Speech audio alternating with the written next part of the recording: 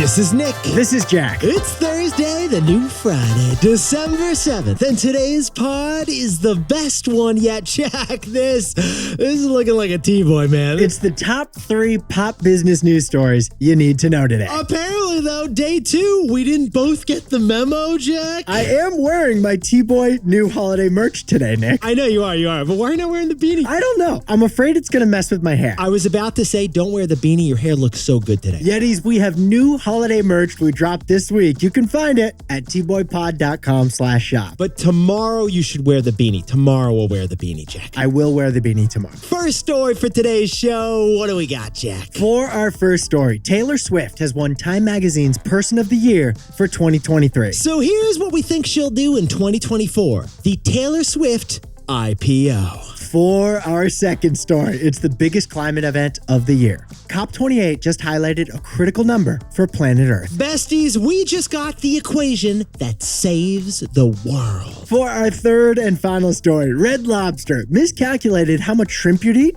and that mistake cost $11 million. It's called the Freebie economy. Apparently, endless shrimp are, in fact, endless. But Yetis, before we hit that fantastic mix of stories. Now that is just a wild mix of stories. What an amazing mix of stories today, man. Nick and I want to introduce you to the latest alternative milk product. Yetis, it is not soy milk, it is not almond milk, and it is not oat milk. It's not pistachio, macadamia, or cow either. Besties, the newest milk in the world is Apricot milk. Specifically, apricot pit milk. That's right. There's a new startup that discovered this new milk. Yeah, venture capital just backed apricot milk as the newest alternative milk. Because these techies managed to scientifically milk out the kernel of an apricot to give you apricot milk. I've got kernels, Greg. Can you milk me?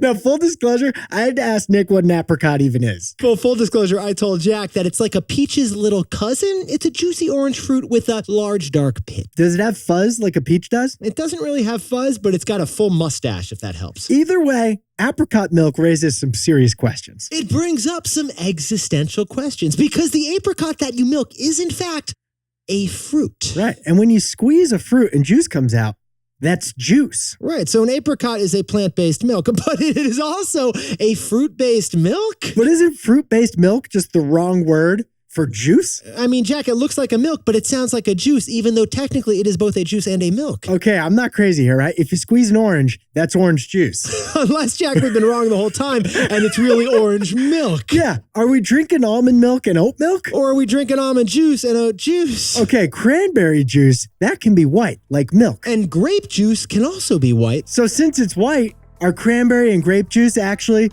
cranberry and grape milk? And Jack, we haven't even talked about olives because olives are technically a fruit. And if you squeeze an olive, you get oil? So is apricot milk, a juice, or an oil? So Yetis, we gotta answer the eternal question from the 1990s ad campaign you saw in every magazine. And what is that question, Jack? Got milk. Honestly, We're not sure anymore. I don't know. I don't even know anymore. Grab us some orange oil and let's hit our 3 stories. 15 years before this song, 2 boys from the Northeast met in a dorm. They had an idea that caused a cultural storm. It's the best one yet, but the best is the norm. Jack, Nick, that's it. I don't even think they need to practice. 50%, that's a fat tip. T-Boy City on your at-list. If you know, you know, cause we ready to go. We can't wait no more, so just start the show. Start the show. For our first story, Taylor Swift was just named the Time Person of the Year. So we're looking at the annual report of T-Swift Incorporated, and we're predicting her IPO. Time Magazine, you have come a long way, honey. In 1927, Time named their first ever Man of the Year. Yeah, it was Charles Lindbergh back in 1927, the first person to fly in an airplane from America to Europe. Now, there have been a bunch of firsts since then, but we just got another with Taylor Swift. Taylor Swift is the new Time Person of the Year. She's the first ever entertainer to be named Time's Person of the Year. It's me. Hi, I'm the Person of the Year. It's me. Kermit the Frog got robbed. But Yetis, Jack and I jumped into this story. We jumped into the numbers, and here's what we think.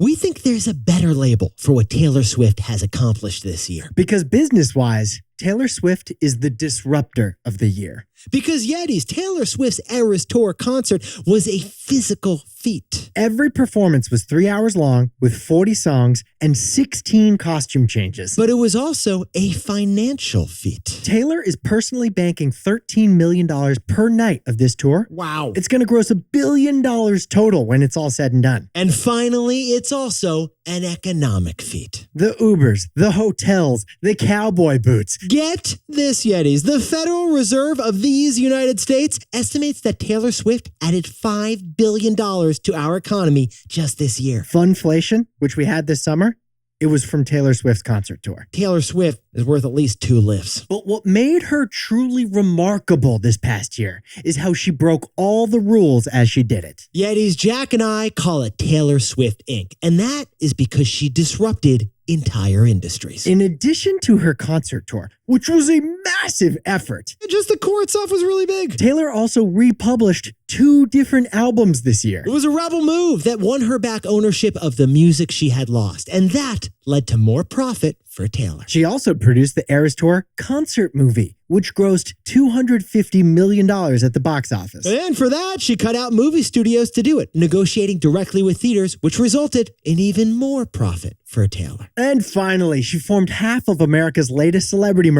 couple, with Travis Kelce. Cutting out Travis's quarterback, Patrick Mahomes, Taylor and Travis sealed the deal. She went D to C. Sorry, D to Kelce. Right, D to Kelce. The most disruptive entertainer of all time conquered music and movies and the NFL this year. Yetis add it all up, and next year, Jack and I think Taylor Swift should conquer Wall Street. They're already shaking in their Oxford toes. Wait, dude, what's the shoe called? They're already shaking in their Oxford tips. Yes. Is that what the shoes are called? I think it's wingtips. We'll go with wingtips. Yeah, But I wingtips. like what you're putting out. I love what you're putting out. There's an Oxford somewhere in there. Jack, look what you made me do. So, Jack, what's the takeaway for our buddies over at Taylor Swift Inc.? In 2024, Taylor Swift could IPO. In 2024, Taylor Swift should IPO. All right, Yetis, stick with us on this one. Imagine a world where you could buy stock in Taylor Swift's musical career. You could own stock of T Swift Incorporated. Jack, ticker symbol on this stock? Eras. ERAS. Now, Yetis, Taylor would keep 51% ownership to ensure that she controls her professional destiny. But the other 49%, she could divvy it out to the Swifties. Let her fans share in her financial success. Turn them into fan investors. And honestly, there is a business case for the Taylor Swift IPO that makes sense. She could use the money from the IPO proceeds to launch her own ticketing service. Yeah, and she could get revenge on Ticketmaster. Remember that whole debacle last year with Ticketmaster, Jack? Fans could buy tickets directly from T Swift Incorporated. With a Taylor Swift ticketing subsidiary. Oh, and then when she sells out Madison Square Garden again, she could send a cash dividend to the shareholders. And then she could use the extra cash to acquire Bumble and launch a Taylor Swift dating service. Dolly Parton has Dollyland. T Swift Inc. could open Taylor's World. Boom, 100 years from now, Taylor's hologram concerts would live on, generating ticket sales for Taylor Swift Inc., the publicly traded company. Now, Yetis, no entertainer has ever IPO'd themselves. But besties, no entertainer has ever done what Taylor Swift did just this year. And a Taylor Swift IPO, it'd be consistent with her instincts of disruption and breaking the mold. So in 2024, Taylor Swift could IPO. In 2024, Taylor Swift should IPO. In 2024, Taylor Swift will IPO. We're manifesting it.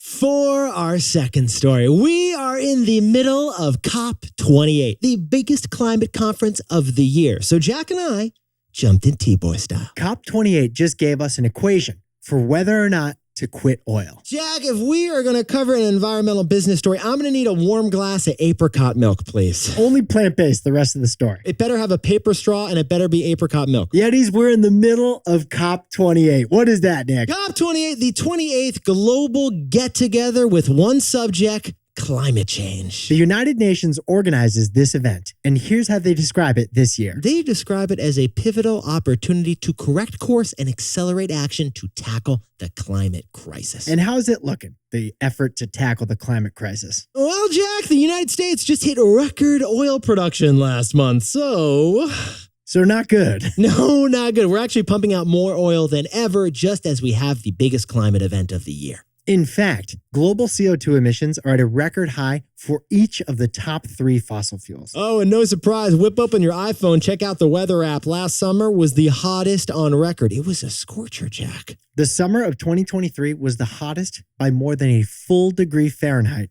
from ever before. But Yetis, hold on to your apricot milk. Jack and I jumped in T-Boy style, and we found the most interesting thing to come out of the biggest climate event of the year. We found a calculator for how to save the planet. It's a cost-benefit analysis is what this is. It answers the question of, do the benefits outweigh the costs? You do a cost-benefit analysis like all the time, don't you, Jack? You're doing this all day. Is the cost of splurging on this double-digit latte worth the benefits of how good it tastes? Yeah, is the benefit of seeing your buddy worth the costs of getting out of your pajamas? Well, the IMF's cost-benefit analysis was a little more complex than those ones. Yeah, it was. Here's what they did. They just calculated the estimated costs and benefits of transitioning away from fossil fuel. They wanted to answer the question, is transitioning away from oil worth it? Well, they just did the math on whether it is. And, Jack, let's jump into the numbers here. So, Nick, what are the costs of a gradual weaning away from fossil fuels? Oh, well, Jack, the costs are a higher price of electricity in the short term. But what are the benefits of gradually weaning off of fossil fuels? The benefits are avoiding catastrophic consequences of a warming globe. Avoiding more hurricanes, avoiding more floodings, and avoiding rising sea levels, which will all cost billions and trillions of dollars. And here's the question. What's bigger, the benefits of transitioning from fossil fuels or the costs of transitioning from fossil fuels? Well, the IMF dollarized the benefits and the costs and found that the benefits outweigh the costs 9-1. Sit down, stand up, and spit out your apricot juice again. 9-1. The benefits far outweigh the costs, apparently. The economic benefits of the world transitioning to net zero over the next 50 years outweigh the costs 9-1. I mean, this is pretty exciting news because these numbers, Jack, they're like a no-brainer, right? It's a no-brainer, but there's a pretty powerful entity we have to convince first. Yeah, and that entity is the star of our takeaway. So, Jack, what's the takeaway for all our buddies in the world? For the climate movement to succeed, it might need big oil as its big buddy. Yetis, Jack and I haven't mentioned the main headline from the COP28 event. That event is hosted by Big Oil. The president of this event is the head of the UAE's national oil company. Even Exxon's CEO is there this year. So many environmentalists are thinking that this event's kind of like inviting a lion to the zebra safety convention. It's like, does everyone see the lion over there at the head of the table? Don't mind me, just taking notes here. But there is an optimistic take to Big Oil hosting COP28. Here's what we think, Yetis. Since the fight for climate change began, Big Oil has been treated like the big enemy. So, for 30 years, the climate movement has faced resistance from Big Oil and all who profit from Big Oil. So, political resistance powered by Big Oil has blocked major climate action. So maybe it's time for a strategy pivot. Yeah, maybe Big Oil isn't an enemy. Maybe Big Oil is a critical ally. After all, we still need oil for some years if we're going to smoothly transition to cleaner energies. Frankly, as Jack and I have been researching COP28, that's the uncomfortable takeaway we came away with from the event. The climate movement might need Big Oil to be its big buddy. For our third and final story, it's Red Lobster. Red Lobster just ran its famous endless shrimp deal, but they made one big mistake. Red Lobster lost $11 million this summer because you ate so much shrimp. It was a huge mistake. We don't even know how to finish the sentence. Yeti's Red Lobster. It is the Outback Steakhouse of the Seven Seas. It's the Olive Garden of the Atlantic. It's the Chick-fil-A of the shellfish, Jack. They have 700 locations and bring in $3 billion a year in seafood sales. That's right, Yeti's Red Lobster. It's bigger than Lyft. Now, the Red Lobster used to be a sister company to the Olive Garden. Ah, very nice to know, Jack. But it was taken private in 2014. For the last 18 years, the top order on the Red Lobster menu, what has it been, Jack? On Mondays, you could get the ultimate endless shrimp deal. You don't even have to peel them. But Jack, can we talk about the insane numbers we discovered about Red Lobster and shrimp? Well, thanks to their never-ending shrimp bowl, 3% of all the shrimp eaten in America is eaten at Red Lobster. Sit down, stand up, and bite the tail again. Yetis, 3% of all the shrimp in America are being consumed at the table next to Ursula at Red Lobster. But then in July, Red Lobster made a bold promotional move. Yeah, they did. They came up with something called the ultimate endless shrimp deal. They expanded their endless shrimp deal from Monday to all days. And then in their press release, they said this deal is here to stay all day, every day, forever.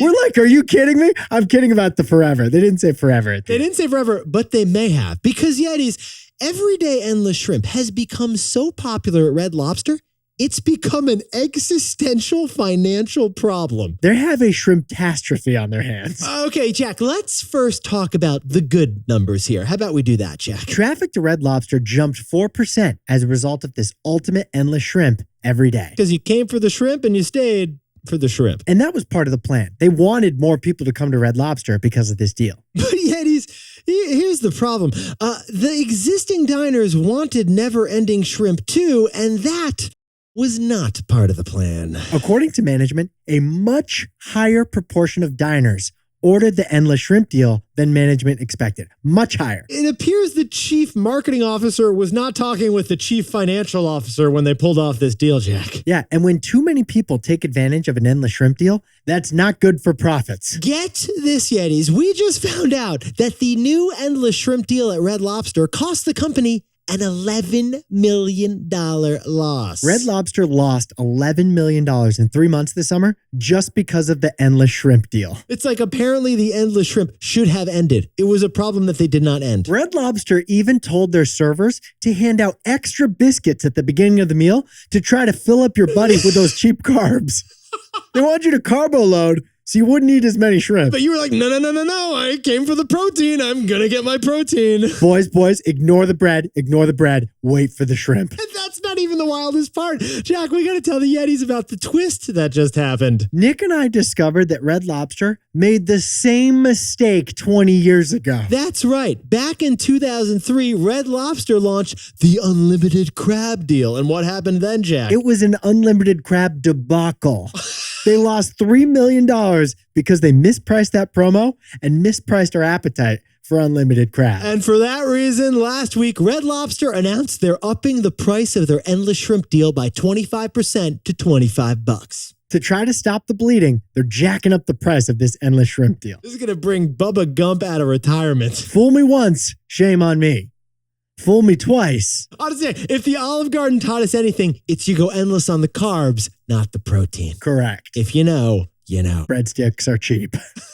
So, Jack, what's the takeaway for our buddies over at the Red Lobster? Welcome to the freebie economy. Yetis, in this economy, the rate of inflation is slowing down, but prices, they're still inflated. And consumers are finally starting to push back on high prices. They're looking for deals. And that's why Jack and I have noticed a brand new trend. We call it the freebie economy. We're seeing an increase in the number of companies attracting customers with free giveaway promotions. For example, chocolate prices are at an all-time high. So M&M's just ran a free candy promotion over Halloween. Over at Domino's, they're offering a buy one, get one free pizza deal over the holidays. And McDonald's is now doing free French fry Fridays nationwide. Now, as we mentioned, you might have to download an app to get those freebies from those companies. But it is worth it because if there's one word that resonates with consumers right now, it's value. And no promo can beat the psychological intrigue of free. That is the freebie economy.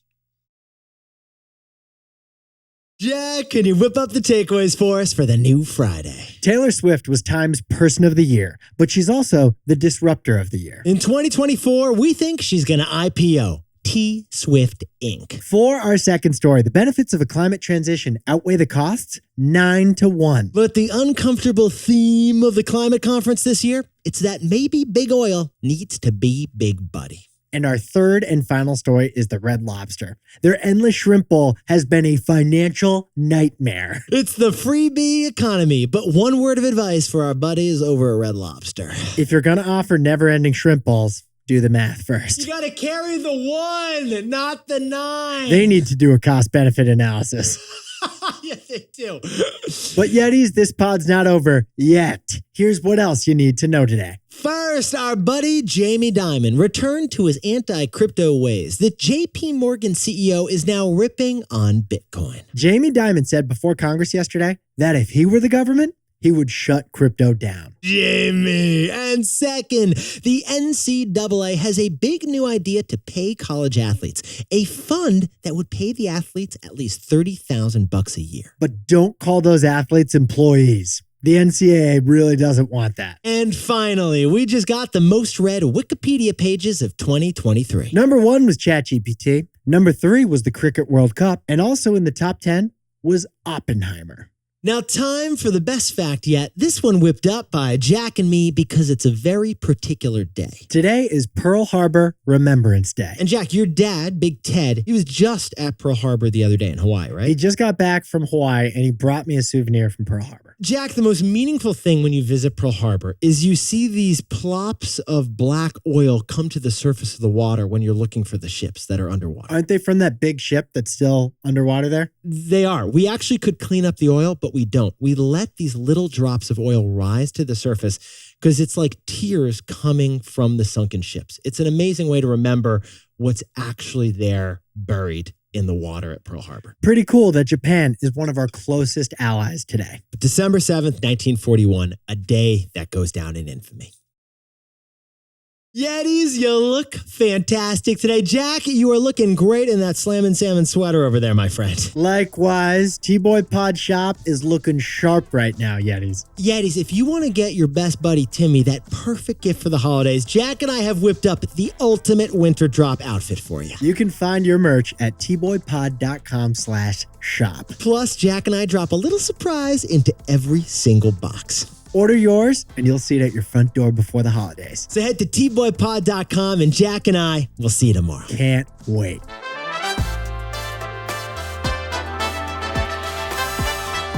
And before we go, a happy birthday to Angela and Leonard Wong, who are turning 35 and 39. 2 siblings with the same birthday, celebrating in California. And a happy 28th birthday to our buddy Emmeline down in Austin, Texas. Happy 45th birthday to Connie Bissell in Moorhead, Minnesota. And Rye Yash is turning 8 years old over in Andover, Massachusetts, just outside Boston. Happy birthday to Arina Kawahito in Nara, Japan. Oh, and Jack, Austin Chapman in the Marina of San Francisco is celebrating his birthday tonight at Catonia. You took me there once, right? I did. It was great. Remember the gelato cart, the pizza? You guys are going to have a blast. I got the pappardelle. Can't go wrong with the pappardelle. And congratulations to Nick Alves, who got a new Pomeranian puppy down in Atlanta. Puppy.